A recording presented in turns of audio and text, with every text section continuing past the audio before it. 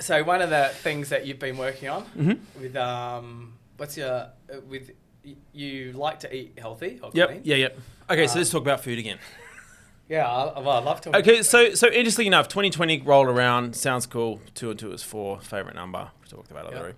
This is the 4th podcast. I think moving into the year, new year, new you. I think I've just carried on from where I was last year too, and just being more conscious. So my transition because there has been a transition from classical French cuisine, because I just don't believe you can eat that much fat, that much when when I started cooking, sausages and terrines, we were using nitrates to cure terrines and sausages, and that was before I knew what nitrates were. So they were a preservative and something you probably should be more aware of. So I like a lot of nitrate-free, foods. I'm aware of nitrate-free bacon and things like that. So it's a preservative. It's what keeps processed meats pink, stops botulism, and it is needed for when people process foods. Processed foods Like terrines and so bacon uses it. So this means you keep it for longer, sort of thing. So getting away from that and then becoming more, and I actually hate the word plant-based. Not a fan. Vegan, I hate it. The only reason I say it is because you're just labeling it. I need to eat the food when I need to eat that food. Yep.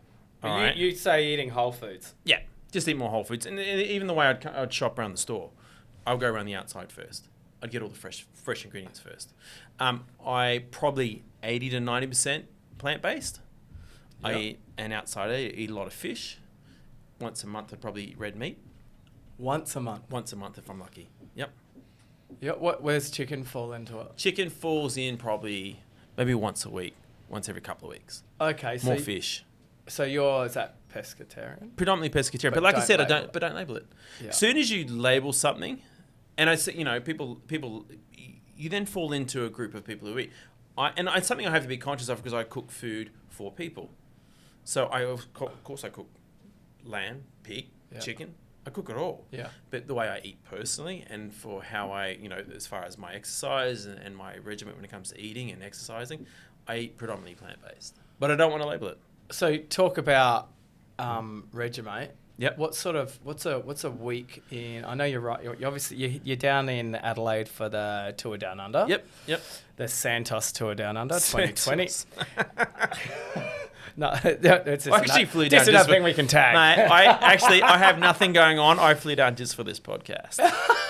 True. Yeah. So no idea. you're obviously here. You're catching up with some friends that you have some relationships with, and obviously there's a lot of cycling. You do a hell of a lot of cycling. That's probably what caught my attention with how much you're doing. Yep.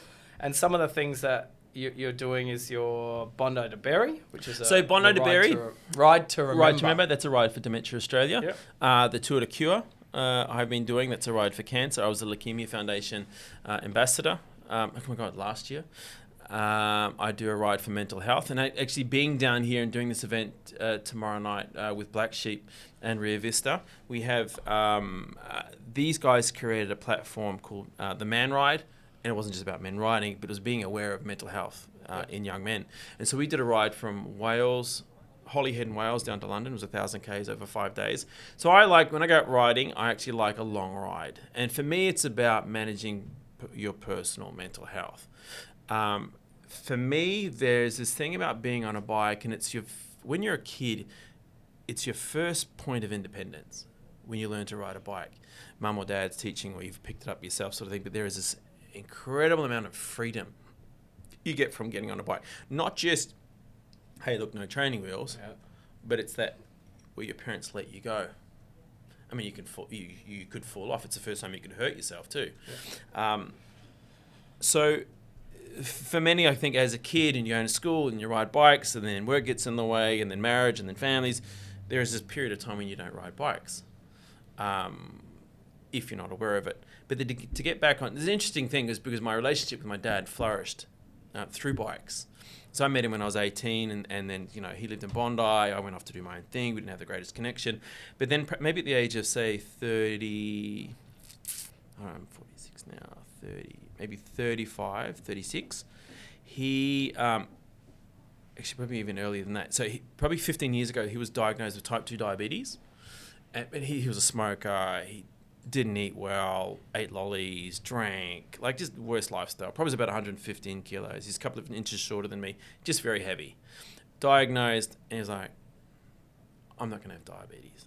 I'm not going to have diabetes type 2. The interesting thing is, and I thought about this only recently, my grandmother had diabetes. I think she was insulin dependent. She actually ended up with, she got gangrene in her toe. She had to have her leg amputated, and then she died of cancer literally, not long after that.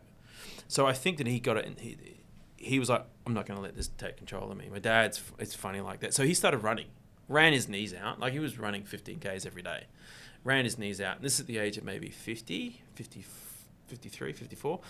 Ran his knees out, got into cycling. Cut a long story short, got me on a bike. I couldn't stand it. After the first 3 Ks, I'm like, how far are we riding this bloody thing? Managed to stick with it, and then I was hooked after a couple of weeks. But the interesting thing was, and this is when I really learned about riding bikes, it was for a couple of weeks, I was sitting on his tail, barely sitting on his tail, because he was fast, he was strong, my dad's strong on the bike. And riding me around this loop, it's like a 30K loop run through Sydney, down into Botany Bay and back. But the first time, 2 weeks later, the first time I actually found like I had some strength and I had some legs, I just took off. And he catches up to me. He goes, you need to get off your bike. What do I do wrong?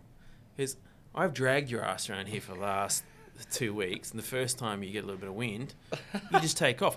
I didn't realise he was doing 25% more than I was anyway. Yeah. Because I'm sitting in his draft. So that's when I really started to understand that there is the dynamics of what cycling is and how you work together. So jump forward now to how I believe in cycling. There is this community of people, whether it be through Dementia Australia or the Tour de Cure or the Men's Health through Black Sheep.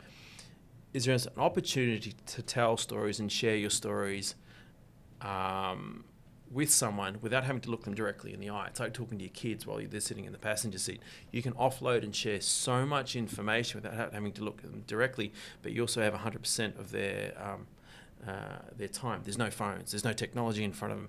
It's you, that your focus is the road, but your ability to impart knowledge and take it on board is pretty incredible. I mean, I've had probably the most incredible stories told to me, and I've been able to offload and share with people on a bike. So there's a lot of talking going on. So much talking. Really? But it's good, yes. So yes. People haven't got headphones in? Yeah, some people do. I mean, I do a lot of solo riding, and you probably shouldn't. I mean, riding's pretty dangerous anyway. Certainly in Sydney, it's dangerous. But there are some rides I go, and the music's good because I sort of push myself. I mean, as far as cycling, I'm big. I'm 90 kilos. And so to get up a hill, it takes a little bit more for me, but I'm strong but I'd be more of a sprinter. So not long distance. No, but you got a big upper body for a cyclist. Why did you wink then? Did you keep that? He winked. Yeah.